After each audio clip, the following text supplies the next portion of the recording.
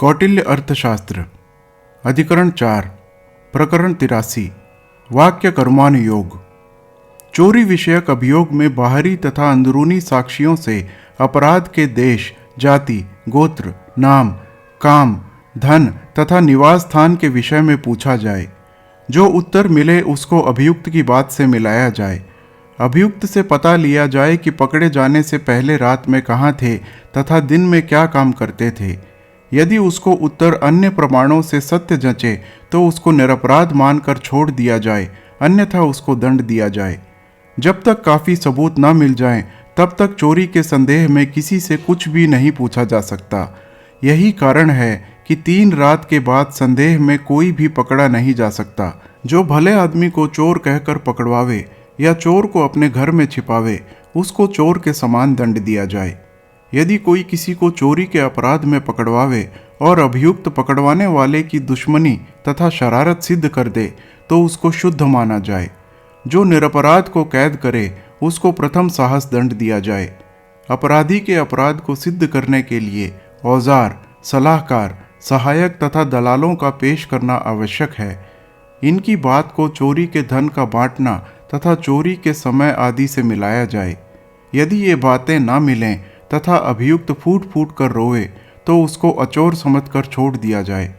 प्रायः यह देखने में आया है कि भले आदमी भी अक्सर चोरों के सदृश कपड़ा, हथियार तथा सामान धारण करते हुए चोरों के गुट के साथ ही पकड़े जाते हैं। दृष्टांत स्वरूप मांडव्य चोरी के माल के पास पकड़ा गया और पिटने के डर से चोर न होते हुए भी उसने अपने आप को चोर मान लिया। इसलिए पक्के सबूत का पेश करना अत्यंत आवश्यक है।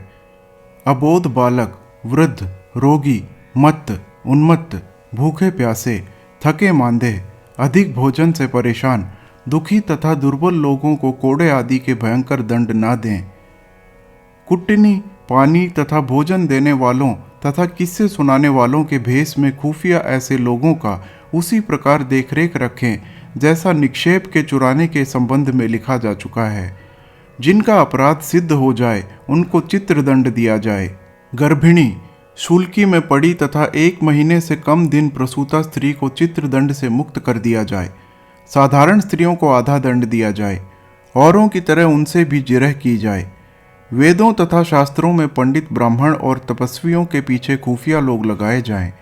जो लोग इन उपरलिखित नियमों का भंग करें या दूसरों से ऐसा करवाएं या अधिक दंड कर किसी अपराधी को मरवा दें, उनको प्रथम साहस दंड दिलवाया जाए।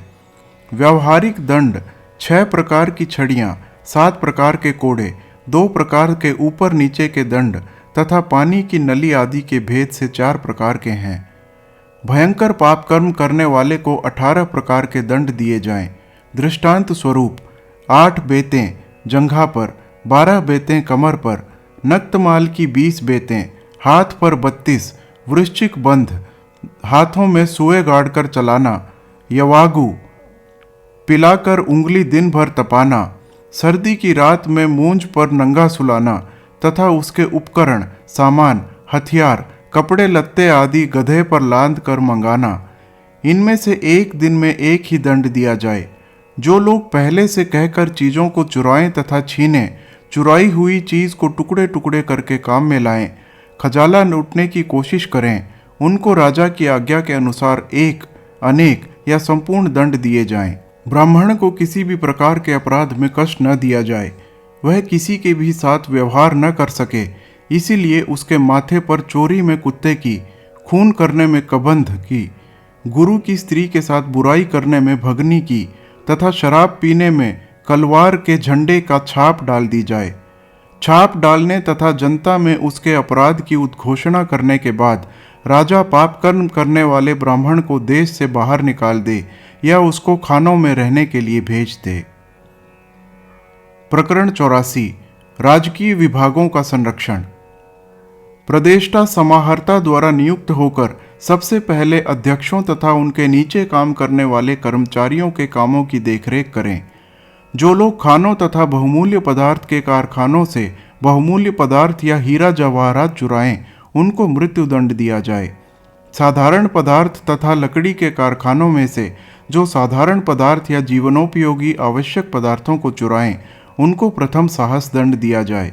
मंडियों तथा दुकानों से सरकारी माल के चुराने में 1 मास से 1/4 पण तक, 12 पण 2/4 पण तक, 24 पण 1/4 पण तक, 36 पण 1 पण तक, 48 पण 2 पण तक प्रथम साहस, 4 पण तक मध्यम साहस, 8 पण तक उत्तम साहस संबंधी दंड और इससे अधिक धन की चोरी में मृत्यु दंड दिया जाए।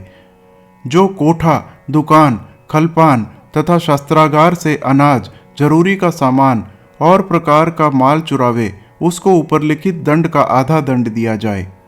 कोष, भांडागार तथा अक्षशाला से जो चौथाई दाम की भी चीजें चुराए, उसको दुगना दंड मिले। जो भाग जाने के लिए चोरों को इशारा दे, उसको कैसा चित्रदंड दिया जाए, इस पर राज परिग्रह प्रकरण में प्रकाश डाला जा चुका है। सरकारी नौकरों से भिन्न मनुष्य यदि खेत, खलपान, मकान तथा दुकान से 1 मास से 1/4 पण की चीज चुराएं, तो उस पर 3 पण जुर्माना किया जाए या उसके शरीर में गोबर लेपा जाए, कमर में ठिकड़ों की करथनी पहनाई जाए और सब स्थानों में डुगडुगी पीट कर उसको घुमाया जाए। 1 पण मूल्य की चोरी में 12 पण जुर्माना किया जाए या चोर का सिर मूंड कर देश से बाहर निकाल दिया जाए। 2 पण से 3 पण तक की चोरी में 9 पण दंड दिया जाए या गोबर या राख से शरीर को लेप कर तथा ठिकड़ों की करधनी पहनाकर शहर में डुगडुगी के साथ घुमाया जाए। 1 पण की चोरी में 12 पण या सिर मूंड कर देश निकाले का दंड दिया जाए। 2 पण में 24 पण या ईंट के ठिकड़ों से सिर खोंटना तथा देश निकाला संबंधी दंड मिले। 4 पण में 36 पण, 5 पण में 48 पण, 10 पण में प्रथम साहस, 20 पण में 200 पण, 30 पण में 500 पण तथा 40 पण में 1000 पण दंड और 50 पण में मृत्यु दंड का विधान किया जाए। रात, दिन या संध्या समय में जो जबरन धन छीने, तो उसको ऊपरलिखित चोरी की आधी चोरी में ही दुगना दंड और यदि वह हथियारबंद हो तो उसको चौगुना दंड दिया जाए। कुटुंब, अध्यक्ष, मुखिया तथा स्वामी लोगों को शासन संबंधी नकली मोहर बनाने के अपराध के अनुसार प्रथम साहस दंड से शुरू करके मृत्यु दंड तक दिया जा सकता है। यदि न्यायाधीश आपस में विवाद करते हुए पुरुषों को डांटे डपटे, धक्का दें या बोलने ना दें, तो सबसे पहले उसी को साहस दंड दिया जाए और यदि गाली दे तो उनको दुगना दंड मिले। यदि वह पूछने के योग्य बातों को न पूछें, न पूछने लायक बात को पूछें, पूछकर बीच में ही छोड़ दें, सिखाएं, याद दिलाएं या पहले कही बात का उदाहरण दे, तो उसको मध्यम साहस दंड और यदि वह उचित परिस्थिति के विषय में न पूछें, अनुचित परिस्थिति के विषय में पूछें, बेमौके काम टालें, छल करें, देरी करके दोनों पक्षों को थकाएं, जिस बात पर मुकदमे का फैसला हो उसको बीच में ही छोड़ जाएं, गवाहों को सहायता दें या निर्णय की हुई बात को पुनः पेश करें, तो उसको उत्तम साहस दंड दिया जाए। यदि यही अपराध वह फिर से दोहरावें तो उनको पदच्युत किया जाए। यदि लेखक कही गई बात को न लिखे, जो बात नहीं कही गई उसको अपने मन से लिखे, दोहराई गई बुरी बात को लिखे, लोकोक्ति लिखे अर्थात लिख कर व्याख्या करे, तो उसको अपराध के अनुसार प्रथम साहस दंड दिया जाए। जो न्यायाधीश निरपराध को रुपयों में दंड दे, उसको दुगना दंड दिया जाए। यदि अपराधी को वह कम या अधिक दंड दे, तो उसका 8 गुना जुर्माना उस पर किया जाए। यदि शारीरिक दंड दे, तो वही दंड उसको मिले या उसका दुगना निष्क्रय उससे लिया जाए। जो असली रकम को झूठी और झूठी रकम को असली प्रकट करे, उसको 8 गुना दंड मिले। जो मनुष्य धर्मस्थी के प्रबंध या कैद खाने से ऋणी को छुड़ावे या कैद में उसको खाने, बैठने तथा उठने से रोके या किसी दूसरे से यही काम करवावे, तो उसको 3 पण से लेकर आगे तक दंड दिया जाए। जो चारक से अभियुक्त को छुड़ावे या भगावे, उसको मध्यम साहस दंड दिया जाए तथा उससे ऋण की रकम वसूल की जाए। जो कैद खाने से छुड़ावे या भगावे, उसकी संपत्ति जब्त कर ली जाए तथा उसको मृत्यु दंड दिया जाए।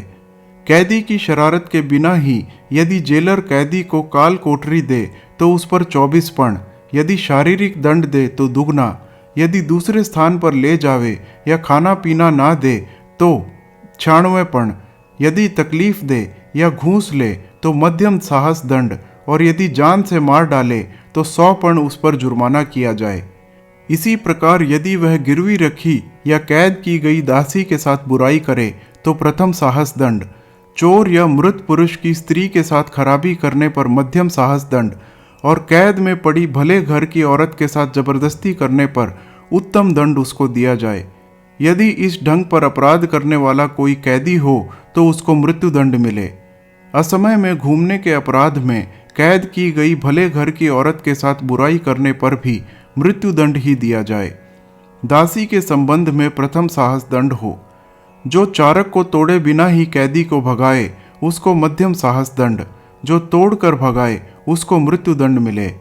जो कैद खाने से कैदी को भगाए उसकी संपूर्ण संपत्ति जब्त की जाए तथा उसको कत्ल किया जाए। राजा अपराध करने वाले सरकारी नौकरों को इसी प्रकार ठीक मार्ग पर लाए और वह भी इसी प्रकार नागरिकों तथा ग्रामीणों को दंड के द्वारा पाप कर्म से रोके। हर हर महादेव।